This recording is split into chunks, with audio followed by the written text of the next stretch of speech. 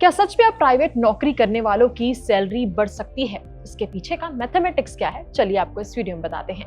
नमस्कार, मेरा नाम है गजल शर्मा और आप देख रहे हैं IBC 24 डिजिटल। सोचिए आपकी सैलरी 50,000 रुपए है। हर महीने सैलरी अकाउंट में पैसे आते हैं, लेकिन आप सोचते हैं कि यार जितनी CTC है उतने ही पैसे हाथ में क्यों नहीं आते।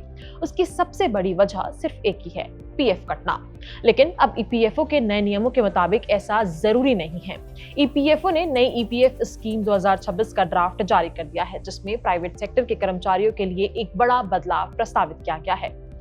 अब इसे बिल्कुल आसान भाषा में समझते हैं। अभी तक कई कंपनियां कर्मचारी की बेसिक सैलरी के हिसाब से PF काटती थी, लेकिन नए प्रावधान के मुताबिक कानूनी वेतन सीमा यानी 15,000 रुपए तक के वेतन पर 12% PF योगदान जरूरी रहेगा। यानी अगर आपकी बेसिक सैलरी 1 लाख रुपए भी है, तब भी PF सिर्फ 15,000 रुपए ही कैलकुलेट होगा।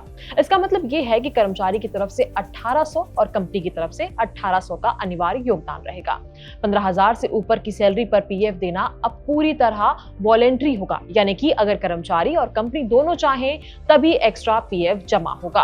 अगर दोनों सहमत नहीं होते तो वो पैसे आपकी इन हैंड सैलरी का हिस्सा बन सकता है, यानी हर महीने आपके अकाउंट में पहले से ज्यादा सैलरी आ सकती है।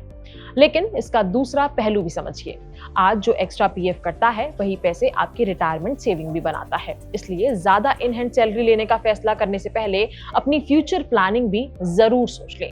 EPFO ने सिर्फ PF कंट्रीब्यूशन में ही बदलाव नहीं किया है, PF से पैसे निकालना भी पहले से ज्यादा आसान बना दिया गया है। पहले एडवांस विड्रॉल के लिए 13 अलग अलग कैटेगरीज बनाई गई थी, अब इन्हें घटाकर सिर्फ 3 कैटेगरीज कर दिया गया है। यानी अब बीमारी, पढ़ाई, शादी, घर या दूसरी जरूरतों के लिए PF का पैसा निकालना पहले से आसान हो गया है। इतना ही नहीं, EPFO ने एलिजिबल बैलेंस का 100% तक एडवांस निकालने की अनुमति भी देती है। हालांकि आपके अकाउंट में कम से कम 25% कंट्रीब्यूशन बना रहना जरूरी होगा। कॉन्ट्रैक्ट एम्प्लॉयज के लिए भी नियम साफ किए गए हैं।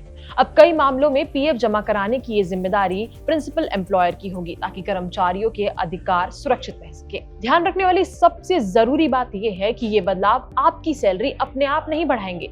अगर आपकी कंपनी और आप नया सैलरी स्ट्रक्चर अपनाते हैं, तभी इनहैंड सैलरी बढ़ सकती है। यानी अब सवाल सिर्फ इतना नहीं है कि PF कितना कटेगा, सवाल ये भी है कि आप आज ज्यादा पैसा हाथ में लेना चाहते हैं या रिटायरमेंट के लिए ज्यादा सेविंग करना चाहते हैं। अब पूरा मामला आपके हाथ में है। आप क्या चाहते हैं, हमें कमेंट करके जरूर बताइए।